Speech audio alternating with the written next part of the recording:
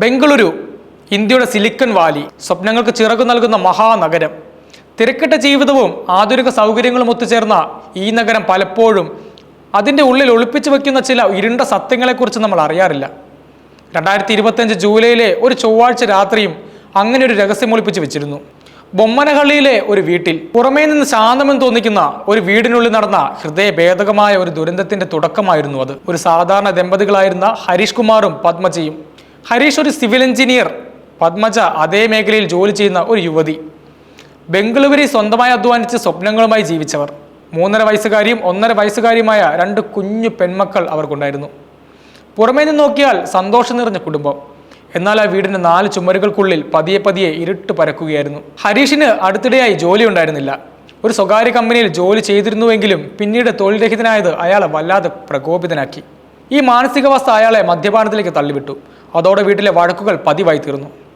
പത്മജയുടെ വരുമാനം മാത്രമാണ് ആ കുടുംബത്തിന്റെ ഏക ആശ്രയം. ഈ സാമ്പത്തിക ബുദ്ധിമുട്ടുകളും ഹരീഷിന്റെ മദ്യപാനവും ദമ്പതികൾക്കിടയിൽ വലിയ തോതിലുള്ള അകൽച്ചയുണ്ടാക്കി. പത്മജയുടെ ക്ഷമ പതിയെ നശിച്ചു തുടങ്ങിയിരുന്നു. എന്നാൽ കുടുംബത്തിന്റെ ഭാവിയോർത്ത് അവൾ എല്ലാം സഹിച്ചു. അന്ന് രാത്രി ബൊമ്മനഹള്ളിയിലെ ആ വീട്ടിൽ നിന്ന് അയൽവാസികൾക്കും ബന്ധുക്കൾക്കും വിശ്വസിക്കാൻ കഴിയാത്ത ഒരു വാർത്തയാണ് പുറത്തു വന്നത്. പത്മജയെ ആശുപത്രിയിൽ എത്തിച്ചു. പക്ഷേ മരണം സംഭവിച്ചു കഴിഞ്ഞിരുന്നു. ഭർത്താവ് ഹരീഷ് കുമാർ തന്നെയാണ് അവളെ ആശുപത്രിയിൽ എത്തിച്ചത്. എന്നാൽ പത്മജയുടെ ശരീരത്തിലെ മുറിവുകളും മൃതദേഹത്തിന്റെ അവസ്ഥയും കണ്ട് ഡോക്ടർമാർക്ക് സംശയം തോന്നി. ഇത് സ്വാഭാവിക മരണമല്ലെന്ന് അവർക്ക് മനസ്സിലായി. ഡോക്ടർമാർ ഉടൻ തന്നെ പോലീസിനെ വിളിച്ചു. South east division DCP Sara ഫാത്തിമയുടെ നേതൃത്വത്തിൽ പോലീസ് അന്വേഷണം ആരംഭിച്ചു. ഹരീഷ് കുമാറിനെ ചോദ്യം ചെയ്തപ്പോൾ പത്മജയെ ആശുപത്രിയിലേക്ക് എത്തിച്ചതിനെക്കുറിച്ചും മറ്റ് വിവരങ്ങളെക്കുറിച്ചും അയാൾ പരസ്പര വിരുദ്ധമായ മറുപടികൾ നൽകി. അയാളുടെ ഭാവഭേദമില്ലാത്ത മുഖവും വാക്കുകളിലെ പൊരുത്തക്കേടുകളും പോലീസിന്റെ സംശയം വർദ്ധിപ്പിച്ചു. പോലീസ് അയൽക്കാരോട് സംസാരിച്ചപ്പോൾ ഹരീഷ് മദ്യപിച്ച് വന്ന് പത്മജയുമായി വഴക്കുണ്ടാക്കുന്നത് പതിവാണെന്നും അവർ മൊഴി നൽകി. ആ വീട്ടിൽ നിന്ന് സ്ഥിരമായി വഴക്കിന്റെ ശബ്ദങ്ങൾ കേട്ടിരുന്നതായും ചിലർ അറിയിച്ചു. സംഭവ ദിവസം രാത്രി ഷോപ്പിങ്ങിനെ ചൊല്ലി ഇരുവരും തമ്മിൽ കടുത്ത തർക്കമുണ്ടായിരുന്നതായും വിവരങ്ങൾ ലഭിച്ചു. എന്നാൽ എന്താണ് യഥാർത്ഥത്തിൽ സംഭവിച്ചതെന്ന് ആർക്കും അറിയില്ലായിരുന്നു. മരണം ഒരു നിഗൂഢമായി തുടർന്നു. പോലീസും ഒരു തുമ്പിനായി കാത്തിരുന്നു.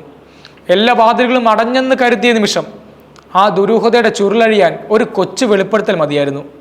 പോലീസിനെ ഞെട്ടിച്ചുകൊണ്ട് ആ രാത്രിയുടെ ഭീകരത കണ്ട ഒരാൾ സംസാരിച്ചു. ആ വീട്ടിലെ തന്നെ ഒരു സാക്ഷി. പേടിച്ച് ഒരു പാവയെ കെട്ടിപ്പിടിച്ച് ഒരു മൂലയിലിരുന്ന ആ 3.5 വയസ്സുകാരി മക്കൾ. കേസിന്റെ വഴിത്തിരിവായ ആ പിഞ്ചുകുഞ്ചിന്റെ നിഷ്കളങ്കമായ മൊഴിയായിരുന്നു. ഭയന്ന് വിറച്ചവളുടെ കൊച്ചു കണ്ണുകളിൽ കണ്ട ഭീകരത.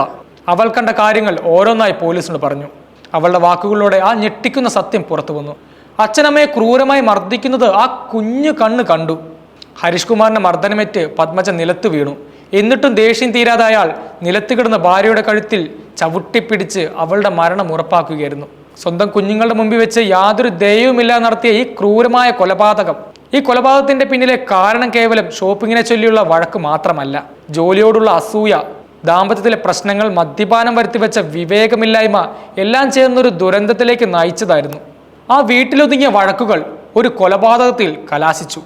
തൊഴിലില്ലായ്മയും സാമ്പത്തിക ഞെരുക്കവും സൃഷ്ടിച്ച മാനസിക സമ്മർദ്ദം മദ്യപാനത്തിലൂടെ അതിക്രൂരമായ കുറ്റകൃത്യത്തിന് വഴിയൊരുക്കി.